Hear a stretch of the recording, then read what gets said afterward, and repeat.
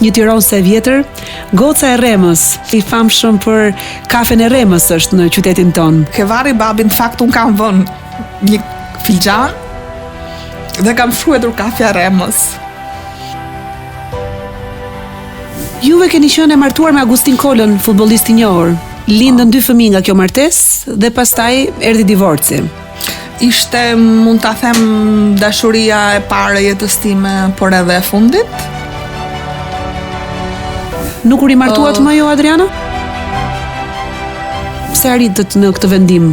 Konflikti mbase ishte më i madh se tentativa jonë për ta shpëtuar atë varkën që po shkonte drejt brigjeve. Beson në dashurinë dhe sot? Unë mendoj që një njeri, për sa kohë që merr frym, për sa kohë që ndihet i vlefshëm, mendon se ka mundësi të dashurojë. Një grua 34 vjeçare me 2 fëmijë në pjesën më të madhe të rasteve e dënon veten dhe thot unë nuk kam më shanse dhe mundësi tani sepse kam 2 fëmijë.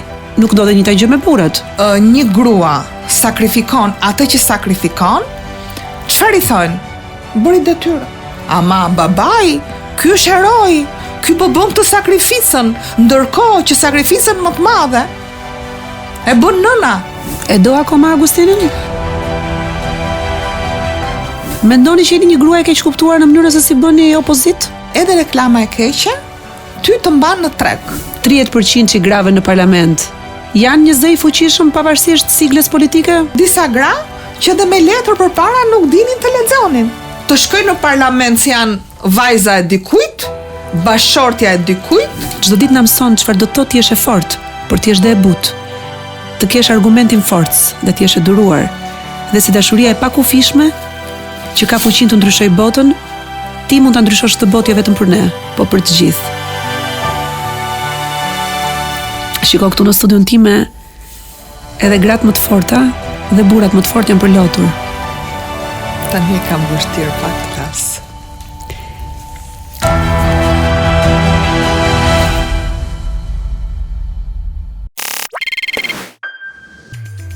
Adriana Kalaja, jam shumë e lumtur që vazhdoj pod politik, që është një version tjetër i Inspire, dhe pikërisht për arsyeën e vetme që këtë podcast unë nisa me dëshirën që çdo personazh që vjen këtu të lërë zërin e tij të mirë dhe të ketë një dritare për të komunikuar anën dhe dimensionin e tij frymëzues, ju jeni këtu sot. Pavarësisht ngjyrës apo siglave politike, unë këtu megjithëse them pod politik merrem më shumë me pjesën njerëzore të gjithë personazheve që ftoj. Juve sot pretendoni të jeni një zë i fuqishëm në Parlamentin e Shqipërisë, jeni një demokrate e zjarrt, shumë kush ju quan demokrate radikale, me shumë profesione, 4 licenca, avokate, kontabiliste, eksperte fiskale dhe ndërmjetëse, dhe së fundmi dhe politikane. Jeni kryetare e Komisionit të Apelimit në Partinë Demokratike, por unë sot ju kam ftuar këtu që njerëzit ju njohin më shumë si Adriana.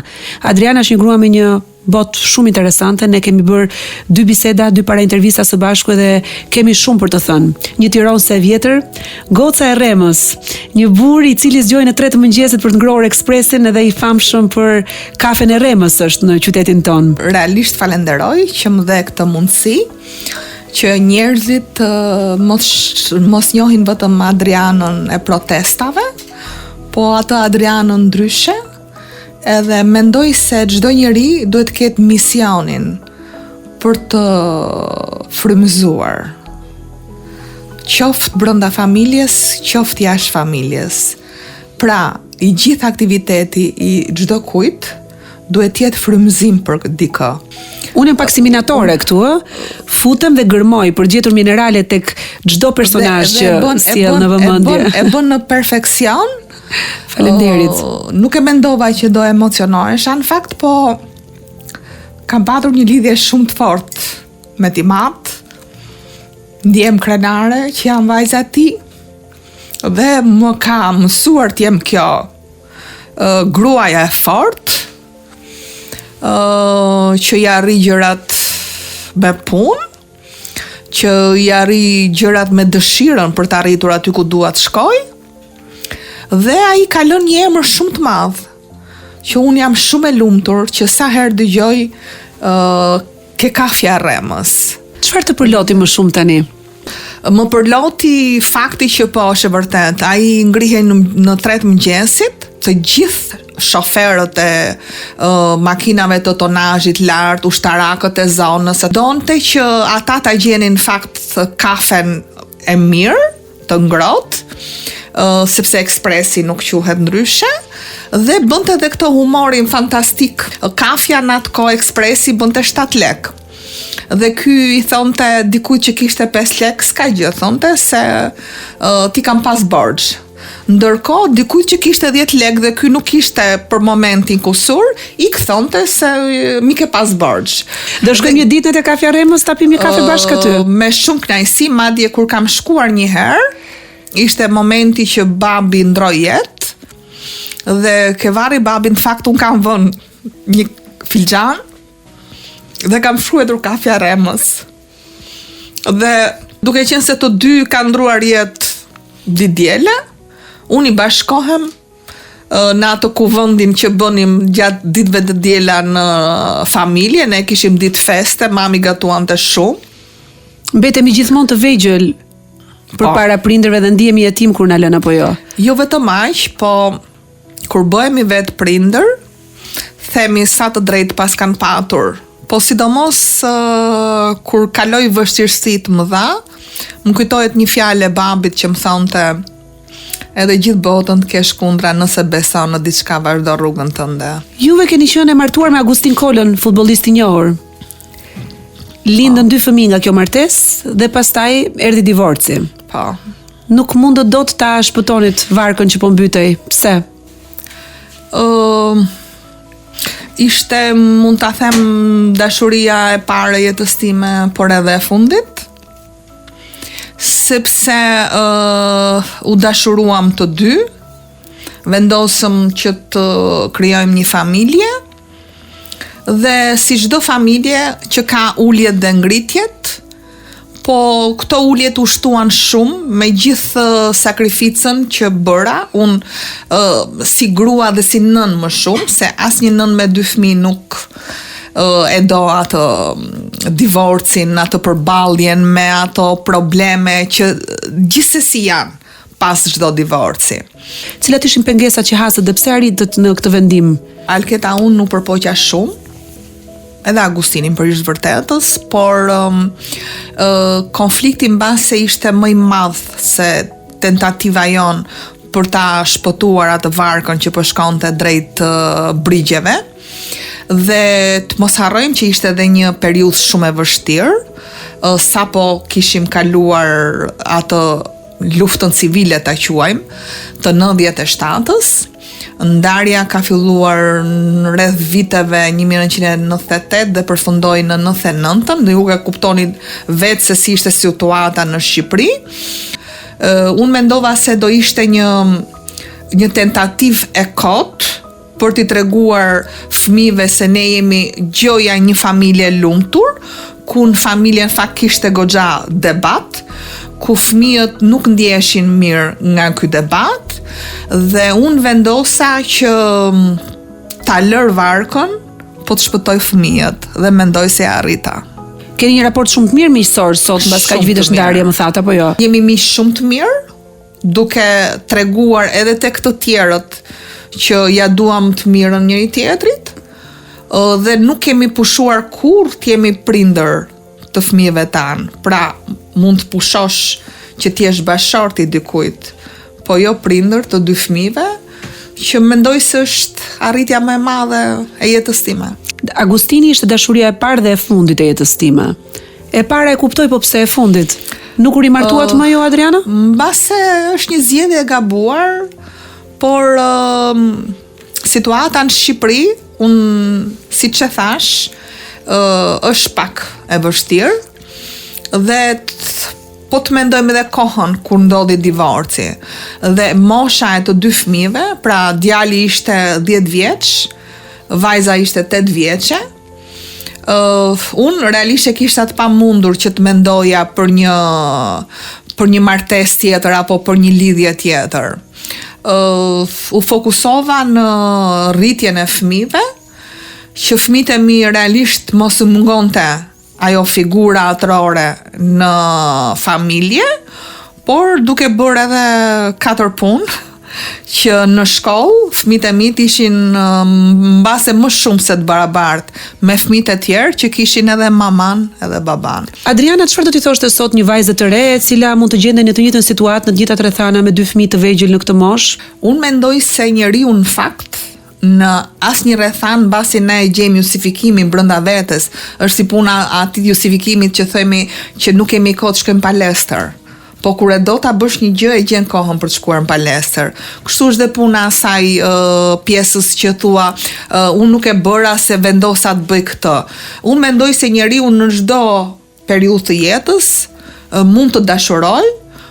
Këtu e kam në formën e përgjithshme të dashurisë, pra për t'ia hapur derën diçkaje të re në jetën tënde, diçkaje që ty të motivon, por edhe një shoku për ta patur në krah, mbase jo për ta çuar në finalen e martesës, po të një njeriu që mund të ndash ato gjëra që si ndan as me motrën, as me mikeshën, as me fëmijët e tu. Ju sa vjeç keni qenë atëherë? Un kam qenë 34 vjeçë. 34 vjeç juve thatë nuk martohem më, do t'i përkushtojmë fëmijëve. Mbase edhe nuk më doli njeriu dur. Unë zgjodha këtë gjë, po jo se kjo është zgjedhja më e mirë që unë mund t'ja rekomandoj një nëne, një gruaje që pavarësisht zgjedhjes që mund të bëj për jetën e vet, asnjë nën nuk heq dorë nga ajo që do t'i dhuroj fëmis. Unë duke inkurajuar çdo grua që përpara lumturisë vet mos marri asnjë vendim tjetër, duke e shoqëruar lumturinë e saj bashkë me rritjen dhe edukimin e fëmijëve, unë do doja më së pari që të kisha në krah një njeri i cili do të më përkrahte në të gjithë vendimarrjet e mia, pavarësisht se i pëlqente apo jo. Dhe mendoj se çdo grua duhet luftoj që të ndjeki rrugën e saj, i pëlqen apo nuk i pëlqen personit që ka në krah. Beson në dashurinë dhe sot? Po. Unë mendoj që një njeri për sa kohë që merr frym, për sa kohë që ndihet i vlefshëm në momentin që ngrihet nga shtrati, mendon se ka mundësi të dashuroj, pa, absolutisht po. Pse një 60 vjeçar në Shqipëri mohon vetes të drejtën për të qenë njëri dashuruar, për të takuar, për të njohur, për të bërë atë që quhet dating life, ndërkohë që s'duhet jetë kështu, sepse dashuria është një drejt deri në fund të jetës, si ne kemi dhe ndonjëherë historitë më të bukura ndodhin në vitet e pjekurisë. Prindrit e mi ma kanë shpjeguar kështu dhe unë fakt kam qenë dëshmitare e kësaj. Babi thotë që dashurinë e jetës së tij e ka takuar në moshën 59 vjeçare dhe i kaloi shumë i lumtur të gjitha vitet që pasuan në jetën e tij deri në fund. Dhe unë prandaj them që realisht njeriu nuk gjen moshë për të dashuruar. Ai është një moment dhe lidhet patjetër lidhet dhe me fatin. Është e takon apo nuk e takon. Tani mos të themi ne që X apo Y ishte i zgjuar. Si mund të isha e zgjuar unë kur zgjodha Agustinin, kur unë isha 18 vjeçë? A mund të logjikoj një 18 vjeçare kur unë m'ishin erësuar syt nga dashuria për të? Kështu që unë mendoj që është edhe rastësia me kë takohesh, me ato që të gufon zemra, me ato që ti nuk llogarit asgjë përpara asaj dashurie. Kjo gjë ndodh 18, po ndodh edhe 60. Po kur je 60, atëherë duhet ta kuptojmë që ti fillon edhe bën një analizë. Edhe sot mendoj që një grua 34 vjeçare me 2 fëmijë në pjesën më të madhe të rasteve, se ka dhe përjashtime, e dënon veten edhe thot, unë nuk kam më shanse dhe mundësi tani sepse kam 2 fëmijë. Nuk do dhe njëjta gjë me burrat, që mund të jenë të divorcuar, që dhe ata janë baba me 2 fëmijë, por që kanë më shumë opsione vetëm për faktin sepse fëmijët e tyre i rrit në pjesën më të madhe të kohës sipas ligjit deri 18 vjeç. Patjetër që po. Unë mendoj që së pari kur ndodh një divorc, nëse keni një eksperiencë qoftë me njerëzit që njihni, nuk e di pse opinioni gjithmonë fajtore bën nënën. Pavarësisht se babai i atyre 2 fëmijëve mund të bëjë çdo gjë, edhe prapa ai nuk është fajtar. Ai keni parë që edhe kur fëmia bën një gabim në shkollë, të gjithë fajin ja ngarkojnë nënës dhe jo babait? Pra, na pëlqen apo jo, për mua është e gabuar, por nuk i bëjmë delete kësaj gjëje në jetën tonë maskiliste shqiptare. Nëse një grua sakrifikon atë që sakrifikon, çfarë i thonë? Bëri detyrën. Rriti fëmijët, bëri detyrën. Ama babai, ky është heroi, ky po bën të sakrificën, ky po heq nga vetja, ndërkohë që sakrificën më të madhe e bën nëna, sepse nëna punon, mban dhe familjen, bën dhe detyrat me fëmijët. Unë mësova greqishten, duke mësuar fëmijët. Ndërkohë që nuk ndodh me fenomenin e gjysmës tjetër në familje. Prandaj them që kjo do pak edhe kurajo nga çdo grua. Po, një grua edhe 35 vjeçe, edhe 55 dhe 65, duhet ta gjej kurajon edhe për të ndjerë e lumtur në krah të një bashorti, por edhe për të mos harruar detyrimet që ka për fëmijët. Se vjen një moment që fëmia të do shumë, por fëmia do krijoj familjen e vet. Dhe ti do kërkosh një person që të pish qoftë dhe kafen e mëngjesit. Kur dy njerëz ndahen, në pjesën më të madhe të rasteve ka një luftë midis partnerëve, pa llogaritur faktin që janë dy fëmijë në mes, edhe që lind një detyrim i madh moral që edhe pas një ndarje, dy njerëz që kanë sjellë në jetë 1, 2 apo 3 fëmijë të vazhdojnë ta ndërtojnë mitin e figurës së nënës dhe babait edhe pas ndarjes. Sepse nëna dhe babai nuk zgjidhen dhe në fund të ditës fëmijët nuk kanë asnjë faj, apo jo. Ne kërkojmë nga fëmijët që ata t'i duan prindrit në mënyrë të pakushtëzuar sepse prindrit nuk zgjidhen, por nga ana tjetër prindrit e dëmtojnë shumë këtë raport duke mos ditur ndërtimin e një ekuilibri post ndarje për shkak të raporteve toksike që mbeten mbas këtyre zgjedhjeve. Në këtë pikë dhe po ju pyes pak dhe si avokate këtu, se jo, duke pasur dhe shumë raste në proceset gjyqësore, në këtë pikë unë mendoj se edhe prindrit ka momente që janë egoist. Pse e them këtë? Unë jam shumë dakord që secili prej nesh duhet mendoj për jetën e vet, por jo çdo gjë duke e veçuar pjesën e fëmijëve, sepse është një gjë në fakt siç e the, fëmijët nuk kanë faj. Dhe prandaj unë e thash edhe në fillim që ne vendosëm të mos jemi më bashkëshort, por nuk kemi pushuar kurrë të jemi prindrit e atyre dy fëmijëve, sepse është më e rëndësishme që ne të ruajmë këtë nocionin e miqësisë së mirë, nocionin e prindërimit të mirë të dy fëmijëve, sesa një familje me probleme dhe për të dukur tek komuniteti, tek njerëzit që na rrethojnë si një familje e lumtur, kur kjo nuk është e vërtetë. A ju kanë gjykuar ndonjëherë juve fëmijët për zgjedhjet që keni bërë? Edhe për këtë vendim të rëndësishëm. Kur u ritën, a ju kanë ulur ndonjëherë dhe ju ka thënë diçka që ju ka peshuar në shpirt? Jo, unë mendoj që fëmijët, djali e kishte pak më problem momentin e divorcit, me të drejtë. Pastaj kur kaluan shumë vite, më tha, mami të jap të drejtë. Dhe nga ana tjetër, për shembull, Agustini e ka parë në një formë jetën e tij, ka një vajzë, por nëse do ta bëja unë, opinioni do reagonte shumë keq. Sepse këtu është ajo që, po shumë mirë, Agustini do shikoj jetën e vet. Po mirë, Adriana, pse s'duhet ta shikoj jetën e vet? E do akoma Agustinin?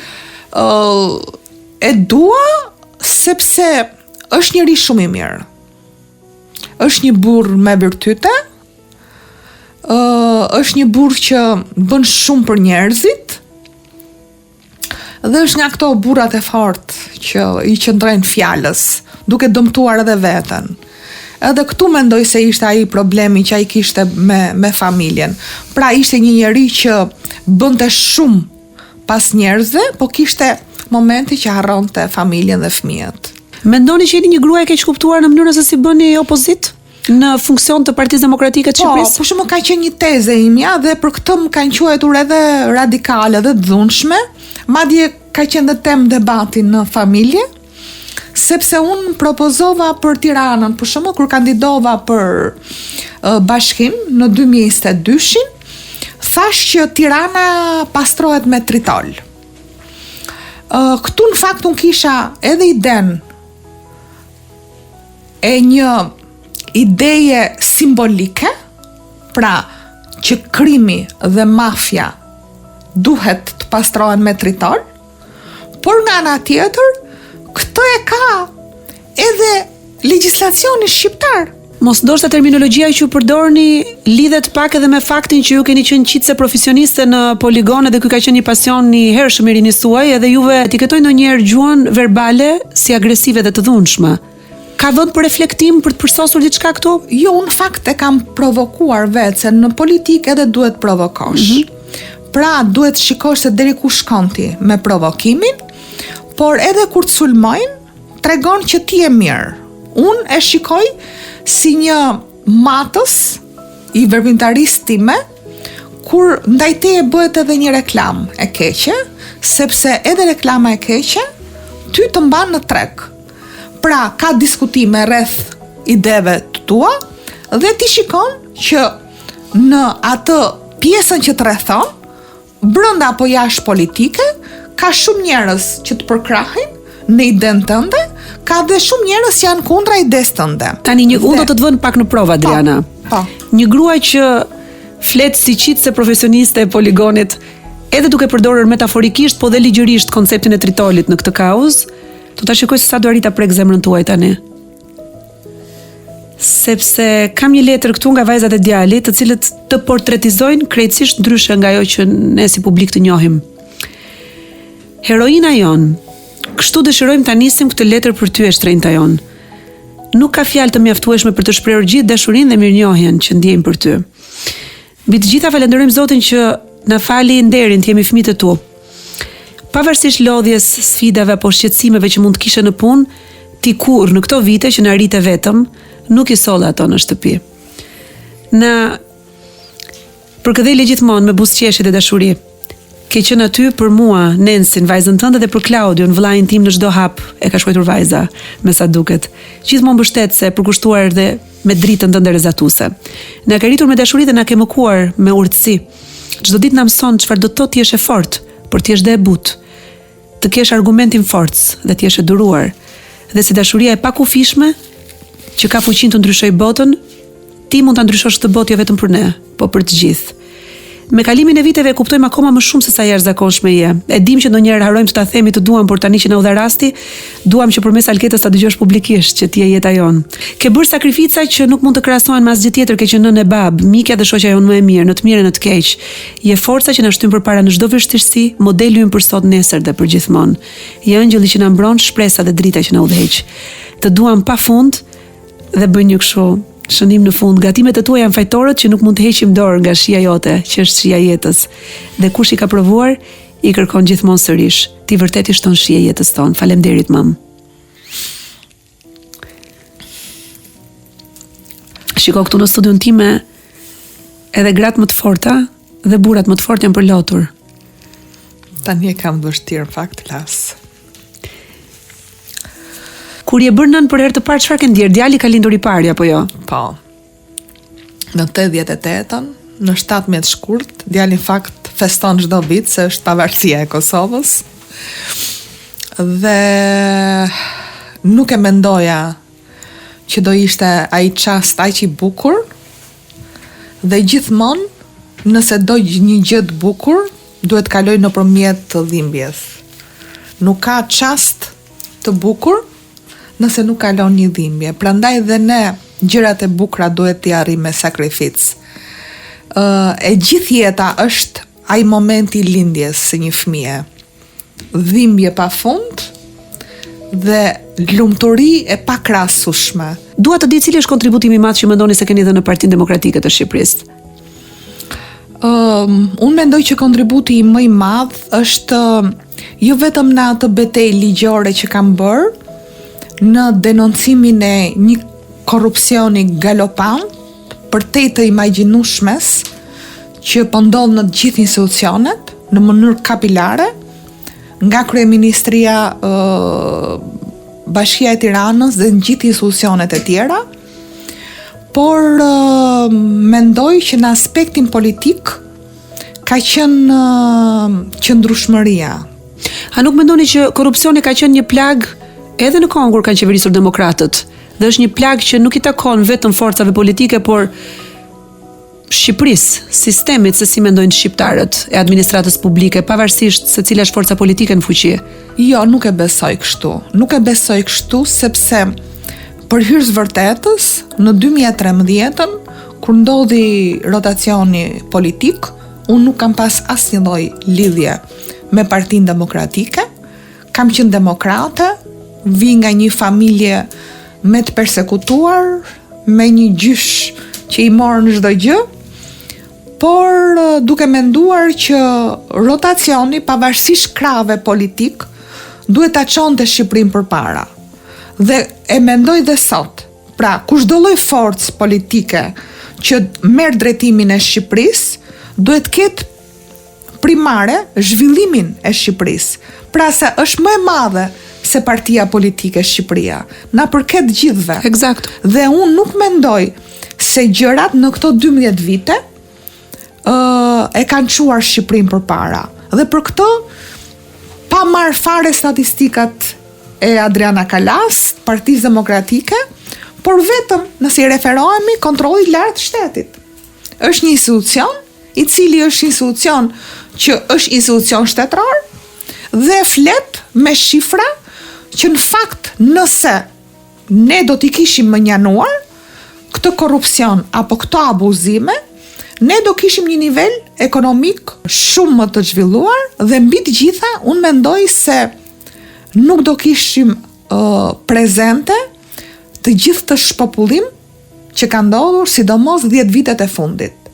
Pra, ikja e një numri kaq të madh njerëzish në një republikë që është në demokraci, mendoj se është si pasojë e politikave jo vetëm antisociale, po mendoj se deri diku edhe antishqiptare, se nuk e llogaris dot se si ne mund të kemi numrin më të lartë të emigracionit, të ikurve, të paktën në 10 vitet e fundit, edhe më të lartë se në një vend si Siria, për shembull, ku ka luftë, apo Ukraina. Ka ikur 35% të popullsisë. Dhe është një gjë alarmante që në fakt duhet rregulluar me politika. Pra, duhet vullnet politik për të rikthyer njerëzit, për ta populluar Shqipërinë, që të shkojmë edhe në sigurimin e të ardhmes së Shqipërisë, por edhe në paradalimin e korrupsionit. Pra, ato lek që vidhen shumë mirë mund të përdoren për të mirë, për shpërndarjen e mirë të ardhurave. Kodi zgjedhor në këtë raund elektoral prioritarizon gruan. Formula është interesante apo jo? Mendoni që ju favorizon apo ju penalizon në këtë rast? Unë mendoj se ka vite që i është dhënë përparësi asaj standardit që në parlamentin shqiptar 30% do të jenë pjesa e gruas ose e grave. Në kodi zgjedhor i cili përfshin zgjedhjet e 11 majit, ku gara tashmë përveç se me kundërshtarin bëhet dhe brenda llojit. Pra, çfarë nuk kupton? Në listën prej 12 kandidatëve që quhet lista e mbyllur, dhe kjo është me kod, janë njerëzit të cilët e kanë përfituar mandatin pa filluar gara. Ndërkohë, nga numri 13 deri në numrin 49 është kjo lista e hapur. Lufta e llojit, brenda llojit. Lufta brenda llojit, që ti je në fakt edhe në vështirësi politikisht, sepse ti nuk mund të dalësh, po marr rastin tek elektorati blu ose i djathtë, dhe të fillosh të bësh opozit për personin që ti ke brenda familjes tënde politike. Sepse është shumë e qartë, unë të paktën që njifem për politikat e djathta dhe radikale, e bëj shumë mirë me kundërshtarin, sepse ke dy llogore përballë dhe ti do japësh më të mirën tënde, duke evidentuar dhe problemet e kundërshtarit me qëllim që të marrësh votat. Në këtë rast ke dhe partinë opozitare, ke dhe kundërshtarin e partisë opozitare, ke dhe atë brenda llojit. Po, më e keqja është lufta brenda llojit. Pse e them këtë?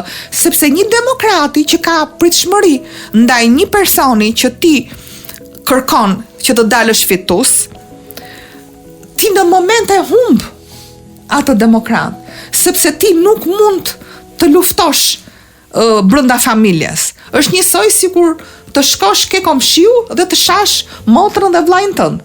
Ndërkohë unë kam zgjedhur, thash është shumë e vështirë, por unë kam zgjedhur që të bëj një fushat pozitiviste. Dhe këtë e kam jo vetëm brenda Partisë Demokratike, po kam zgjedhur edhe duke qenë se më shikojnë kështu si grua të fortë edhe të dhunshme, në fakt nuk jam fare, e kam zgjedhur dhe me kundërshtarin, duke mos marrë konsiderat fare se ç'ka bërë kundërshtari, sepse i kanë parë njerëzit. Njerëzit e kanë parë që sot nuk kanë as pension minimal, nuk kanë as ndihmë sociale. Atëre, me që unë shkoj me një alternativë pozitiviste. Pra, unë them që çfarë kam bërë unë si Adriana Kalaja këto vite në opozit, dhe çfarë vizioni kam unë mbas 11 maj. Juve si grua në parlament me besimin që do të keni një vend, do të keni një karige aty, cila është çështja më sensitive që vjen nga radhët e popullit që ju doni ta merrni me vete si kauzë në kuvendin e Shqipërisë? Unë njerë do kisha shumë dëshirë të flisja për këtë pjesën e gruas në parlament. Si e djathtë, si një person që në jetë kam hecur me punën time, me kontributin tim, përveç se unë mendoj që në çdo fushë të jetës duhet të prevaloj meritokracia, unë mendoj që edhe në kuvend duhet shkojnë njerëzit që e meritojnë. Dhe kjo, në këndvështrimin tim, nuk ka pse të ketë ndarje burrë dhe grua. O e bën politikën, o nuk e bën. Personalisht, jam grua, mbroj shumë kauza të grave, mbroj shumë gra të divorcuara falas, por përpara një burri të Zoti dhe një grua budallaçk, më falni, do zgjidhja në çdo rast një burr të Zoti që di të bëj politik, që di të përfaqësoj elektoratin, që di të mbroj dhe mandatin për cilën është besuar. Gratë në parlament, çfarë mendimi keni ju? Nga ajo që keni parë deri tani, 30% që grave në parlament janë një zë i fuqishëm pavarësisht siglës politike, të cilës i përkasin dhe përfaqësojnë? As nuk din çfarë të diskutojnë. As nuk din se si të bëjnë një propozim ligji. Gra të cilat ne si kemi parë të diskutojnë. Tani duhet t'i flasim realitetin siç është. Gra që nuk ngrihen një herë në foltorën e kuvendit të flasin për problematikat e qytetarëve. Për të mos përmendur disa gra që dhe me letër përpara nuk dinin të lexonin. Pra sepse janë gra të cilat nuk din të bëjnë asgjë përveç se të kopjojnë, të shkojnë në parlament si janë vajza e dikujt, bashortja e dikujt, motra e dikujt, apo se i pëlqen kryetari të partisë si një grua që nuk hap gojën, po do ngrej dorën sa herë e do kryetari i partisë. Si e kundërshton ju lidershipin e Partisë Demokratike që duket gati i pathyeshëm? Kur keni një mendim dhe e kundërshtoni, çfarë qasje ka ai? Unë së pari të gjithë kundërshtimet që kam për probleme të ndryshme brenda Partisë Demokratike, dhe këtë e bëj vetëm me qëllim për të luftuar fenomenin dhe për të rritur demokracinë e brendshme, i bëj në mbledhje, duke ngritur gjithë problematikën dhe duke dhënë se nuk më pëlqen vetëm të nxjerr problematikën. Më pëlqen të jap dhe zgjidhje. Çfarë thot Berisha? Në çdo moment besoj se në pjesën më të madhe Berisha i ka marrë në konsiderat, po këtu nuk mund të përjashtoj dhe pjesën që unë i shkoj në zyrë Berishës dhe i them në sy, siç po ja them juve, që ky vendim apo kjo iniciativë e Partisë Demokratike është e gabuar. Çfarë ndodh atje që unë do kisha shumë dëshirë ta ndaja me ty? Berisha ka një aftësi të jashtëzakonshme. Në moment që ai bindet që ti ke të drejtë, ta thot pa asnjë lloj rezerve, Adriana ke të drejtë dhe do merren masa 1, 2, 3, 4. Ndërkohë nëse ti e ke gabim, se normal që nuk kemi të drejtë për gjithë gjërat, ka një mënyrë komunikimi të admirueshme, që nuk të thot kurrë ke gabim, por në fund të diskutimit ti e mendon që je komplet gabim në atë që çfarë i ke propozuar. Beson më shumë tek politika e politikanëve të rinj, brezi i ri, që po propozohet edhe në lëvizjen Brain Gain të demokratëve, apo beson më shumë tek mjekrat e bardha, tek thinjat e bardha, tek eksperienca, përvoja, që simbolizon më së miri leadershipi i partisë tuaj? Unë mendoj që mbase është gabim. Kam një qasje tjetër. Në politik nuk ka të rinjë të vjetër. Në politik është mënyra se si sillesh, si ti vepron, se si ti merr një kauzë që në momentin e parë duket totalisht e pavlerë, por mënyrën se si ti e qas përpara publikut, ajo merr formë tjetër. Duke patur një konsiderat jashtëzakonshme për gjithë të rinjt, janë djemë dhe vajza të cilët jo vetëm kanë studiuar jashtë, por admiroj iniciativën dhe kurajon e tyre për të ardhur dhe për të investuar në Shqipëri, se dhe pjesëmarrja në politikë është investim në një formë apo në një tjetër. Por kemi dhe të rinj të tjerë, të cilët ju dham shansin për vite e vite, duke përfshirë dhe ish kryetarin e Partisë Demokratike, por nuk u bë kurrë politikan. Dhe unë mendoj se është e brëndshme për të qenë apo jo politikan, për të çuar deri në fund kauzat, apo për t'i lënë në mes, apo për t'i shitur ke kundërshtari. Unë mendoj se politikan të bën ajo çfarë ti beson në veten tënde, se sa je i aftë për ta përçuar te të tjerët, dhe se sa i aftë je për t'i çuar sfidat e tua deri në fund, pavarësisht rezultatit. Cila është arritja që vlerësoni më shumë nga demokratët në të shkuarën? E cila është gjëja që mendoni që do bëni më mirë? Ju, forca blu e këtij vendi, në qeverisjen potenciale. Po, unë mendoj që ka patur 3 arritje, të cilat janë të matshme. Mendoj liberalizimi i vizave, sepse në moment që nga Bashkimi Evropian të hapet drita jeshile për liberalizimin e vizave, e dashur Alket ka qenë një punë kolosale në raport me sigurinë kombëtare, në raport me luftën ndaj korrupsionit, në raport me luftën ndaj krimit dhe në raport të treguesve që ti ke për Bashkimin Evropian, se si ti do të shkosh përpara Bashkimit Evropian me plotësimin e disa kushteve. Arritja e dytë, mendoj unë, që ishte shumë domethënëse, është antarësimi në NATO. Është një nga arritjet emblematike për Shqipërinë postkomuniste, kur shumë vende shumë më të zhvilluara se ne nuk janë pjesë e NATO-s, por edhe në aspektin geostrategjik është një nga arritjet më të mëdhaja të një Shqipërie e cila mbas 50 viteve diktatur bëhej e barabartë me vende të tjera. Arritja e tretë është rritja ekonomike. Këtë nuk e them unë si pjesë e Partisë Demokratike, nga gjithë statistikat dhe raportet që kanë ardhur gjatë kësaj periudhe, ku kemi rritjen e pensioneve, rritjen e pagave, indeksimin e tyre. Dhe nga ana tjetër, po të mendojmë, e dashur Alket, që në 2008-ën, 2009-ën, qoftë Europa, po sidomos Shtetet e Bashkuara të Amerikës që na pëlqen apo jo, mbajnë peshën e drejtimit ekonomik të botës, patën një krizë të theksuar.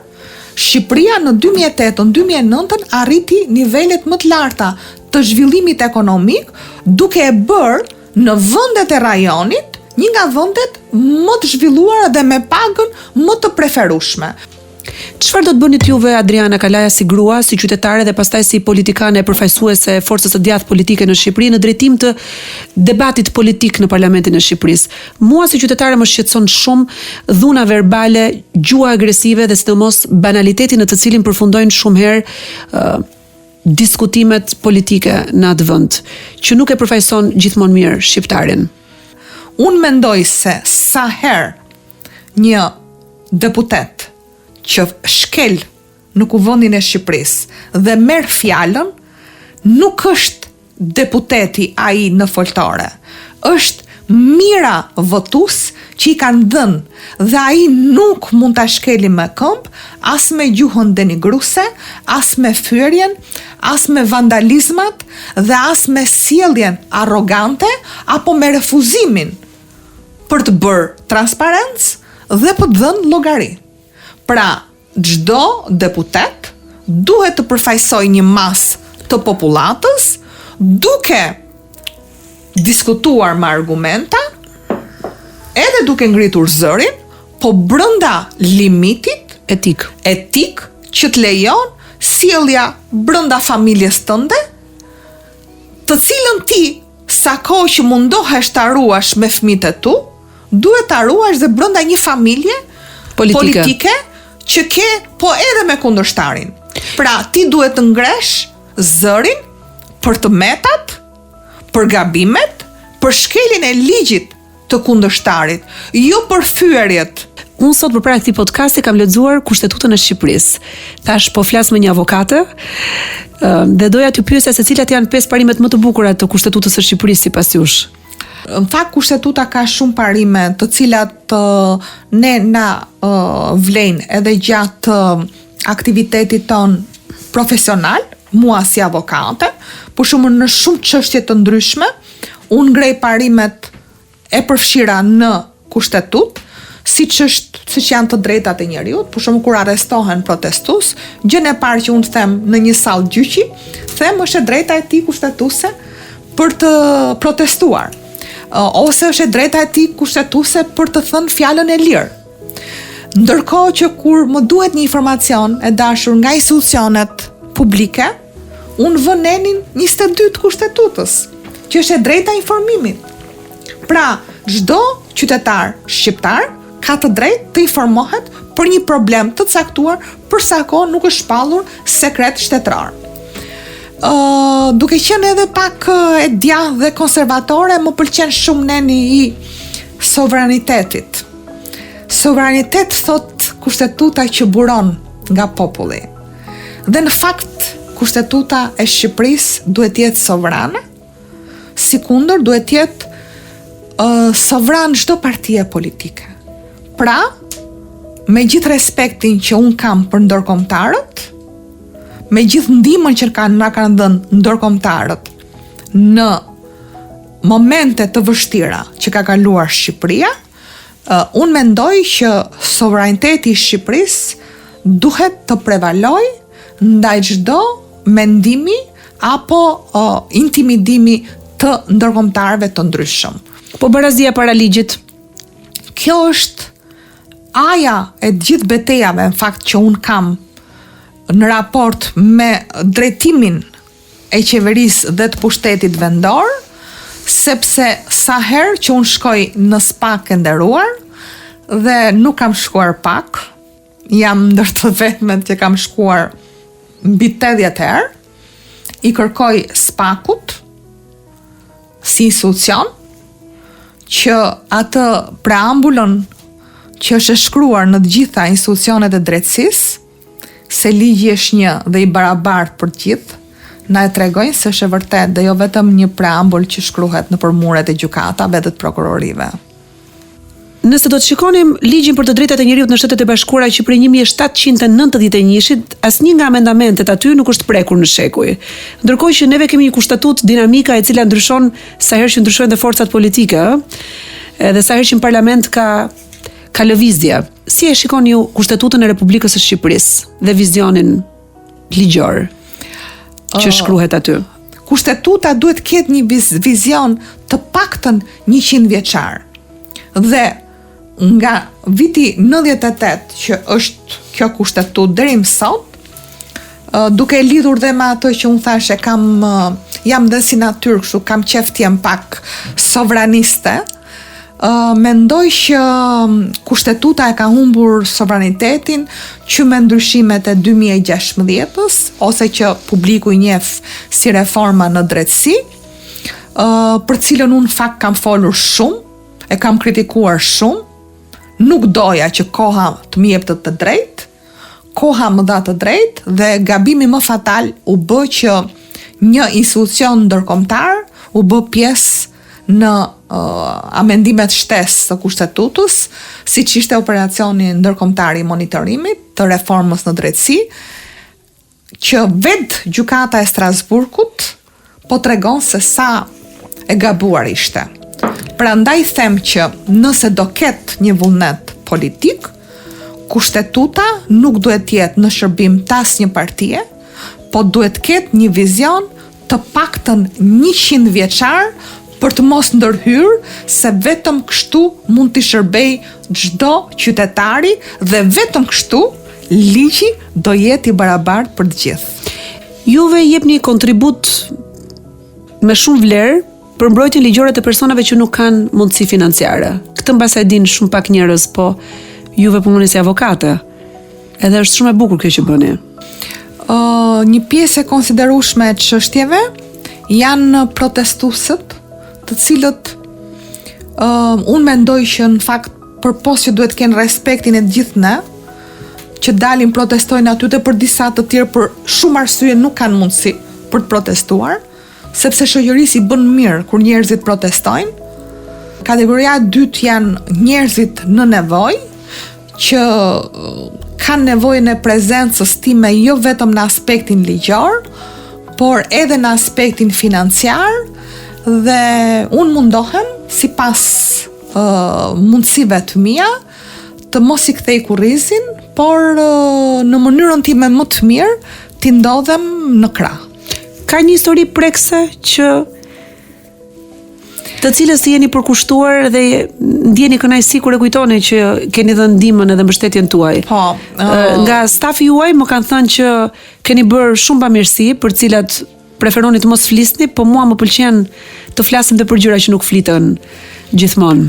Për të dhënë më shumë shembull sa për të çmitizuar idenë e bamirësisë, se bamirësia është e vërtet, është fisnike vetëm kur nuk tregohet, kur nuk trumbetohet. Dhe këtë e kisha dhe si amanet të Timeti, i cili bënte shumë bamirësi, dhe për cilën për shumë nga këto bamirësitë e tij, ne morëm vesh ditën që ai vdiq, dhe kur njerëzit vinin për ngushëllim, na i tregonin. Bambi gjithmonë kishte një shprehje që thonte, në rastin kur jep bamirësi, dora e majt nuk duhet shohej se sa jep dora e djathtë. Ky ishte parimi i tij, dhe unë jam munduar në fakt gjatë gjithë këtyre viteve ta mbaj të shenjtë, sepse njerëzit mbase edhe pa dashje mund t'i lëndosh kur ti ja përmend, ja bën dhe publike, jo më pastaj ta bësh me këto show-t televiziv që mua nuk më pëlqejnë për ish vërtetës. Mund të kërkoj një rast njerëzor? Një rast njerëzor pa e specifikuar, ka qenë rasti i dhunës ndaj një fëmije të vogël.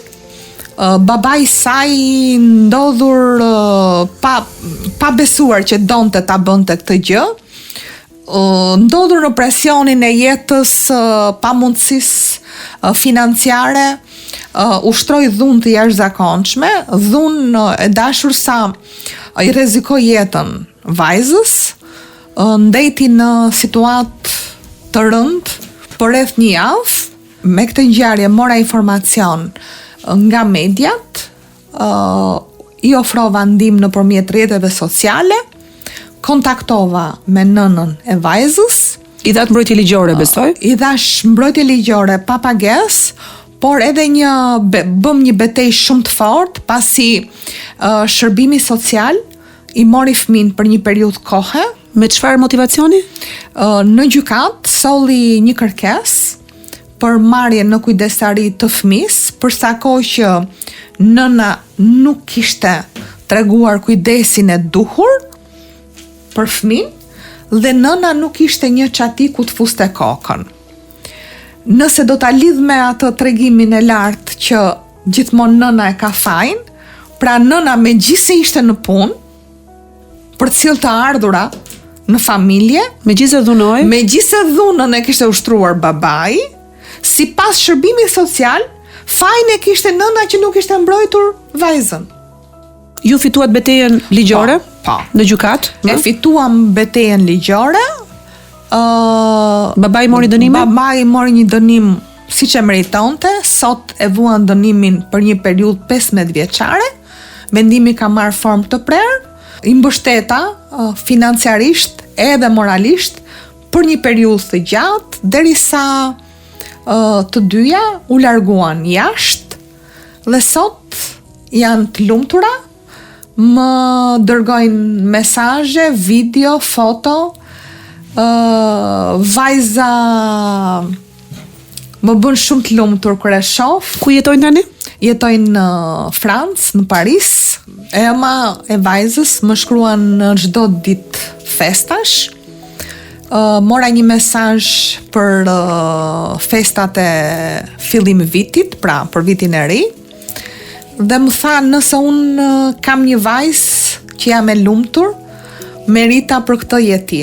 Dhe në fakt, ishte mesazhi më i bukur që unë mora, por në këto ditë, kur vajzës e ema i kishte quar posterin tim të fushatës, vajza më shkruajti dhe më tha, teta Ana, unë dua që ti t'jesh deputetja ime. Dhe në fakt, Alketa, unë u ndjeva mirë, se mua më duk sikur isha me 12 maj, unë e kisha marrë mandatin e deputetit, se nuk ka mandat më të madh se mandati kur ta jep një fëmijë, kur ta jep një grua që ka besuar ke ty, kur ta japin njerëzit në nevojë, që ato e mendojnë se ti në fakt e ke marrë mandatin vetëm për atë që ti i ke ndejtur në krah. Kjo është të bësh politik për te politikës, dhe është shumë e bukur, sepse është misioni njerëzor që duhet ketë çdo njeri që mendon që ndryshimin e bën duke filluar nga vetja, kështu që për mundësinë që ka. Në fakt kjo është politika.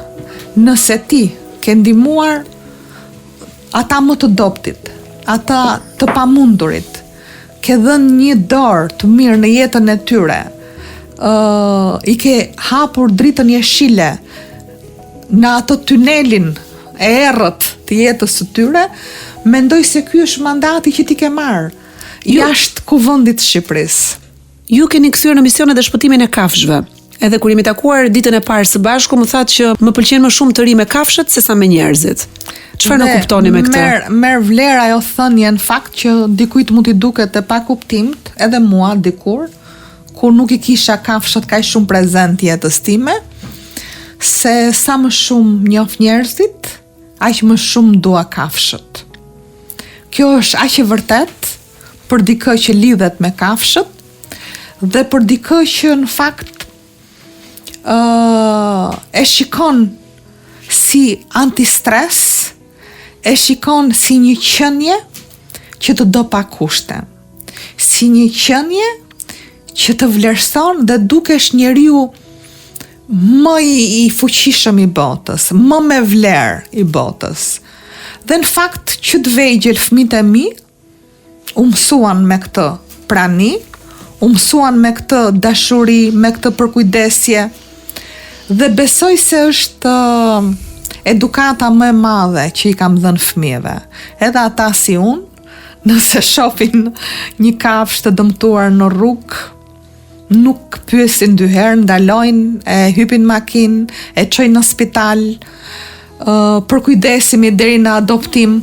Është e çuditshme në fakt se çfarë lidhje mund të krijojë njeriu me kafshën. Më kujtohet filmi Hachiko me Richard Gere, se si ai e priste zotin e vet edhe kur ai kishte ikur nga jeta. Ndërsa nga ana tjetër kemi kontrastin e mënyrës se si trajton për shembull Anglia në mënyrë simbolike, kalin e fundit të mbretëreshës Elizabeth, i cili u quajt kalorsi vetëm dhe ishte i pari që hapi kortezhin e ceremonisë funerale në lamtumirën e fundit që britanikët i dhanë Queen Elizabeth. Edhe kali ishte në këtë sens simboli sigurisht i lidhjes që ajo kishte me një qenie tjetër të gjallë, shumë të dashur, Emma quhej, me sa mbaj mend. Pra, aty kjo dëshmon aktin më të lartë në fakt respektit ndaj. Nuk u vendos nëpërmjet protokollit mbretëror një kafsh me 4 këmbë që duhet hapte një nga ceremonitë më të dhimbshme që ka përjetuar vitet e fundit kombi britanik, por u pa çfarë kishte kaluar mbretëresha Elizabeth me këtë qenie. Pra, kush ishin ato sfidat jetës kur kjo qenie kishte qenë pjesë qoftë edhe një bisede. A e keni parë që njerëzit flasin me kafshët? Dhe kafshët nuk flasin, por të kuptojnë shumë mirë.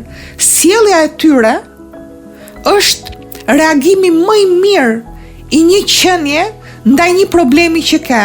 Unë e them me bindje sepse ka pas ditë që unë kam qenë smur, dhe unë smurem rrallë, dhe unë qeni vogël që kam pas rinte te këmbët e krevatit pa u ngritur për të kërkuar, për të ngrënë apo për të pirë.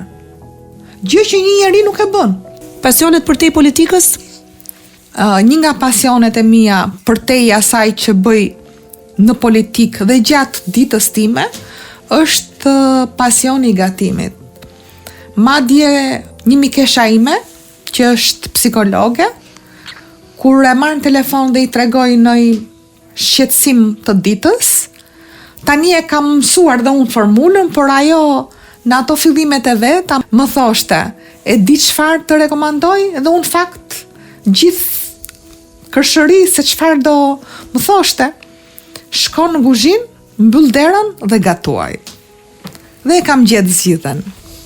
Është një pasion që e kam prej vitesh, gatuaj shumë, jo vetëm cilësi, po më pëlqen gatuaj edhe në sasi shumë, e shpërndaj, dhe më pëlqen që nëse shikoj një gjë të re dhe e provoj në një restorant, jam e aftë ta gatuaj po aq mirë sa në një restorant. Tani kam filluar edhe kur më kërkojnë ndaj gjë të rinjtë FRPD-s, edhe gjën që kërkojnë më shpesh, kërkojnë strudelin me moll, që në fakt unë e bëj shumë të mirë. Kjo është një nga ëmbëlsirat e mia të preferuara, kështu që po ta kërkoj dhe unë një mbase rastësi që unë e përmenda, po ta kërkoj dhe unë një copë strudeli që ta shijoj, se çdo gjë fjalën që do ta sjell shumë shpejt. Faleminderit shumë Adriana, po pres të provoj me padurim strudelin tënd me moll. Të falenderoj për këtë intervistë. Isha shumë e kënaqur që kisha një tjetër demokrate blu në këtë podcast sot.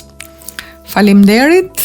Unë mbi të gjitha unë ndjeva mirë, dhe mbi të gjitha thash disa gjëra që kisha vite që kisha dëshirë, por nuk kisha gjetur njeriu për t'ia thënë.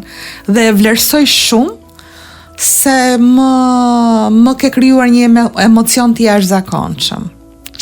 Ishte shumë bukur që ata që s'të kanë parë ndonjëherë me lot, po të kanë parë gjithkohës me shpatën e politikanes si duhet luftoj, panë sot edhe pjesën tënde të brishtë njerëzore, atë që gjithmonë e njohim pak nga njerëzit e politikës. Adriana Qan, ta din që Adriana është e butë, ashtu sikundër jam edhe fort, jam edhe luftarake, po në përgjithësi nuk sulmoj. Mbrohem nëpërmjet kundër sulmit. Të uroj vetëm lot gëzimi në këtë jetë. Faleminderit shumë.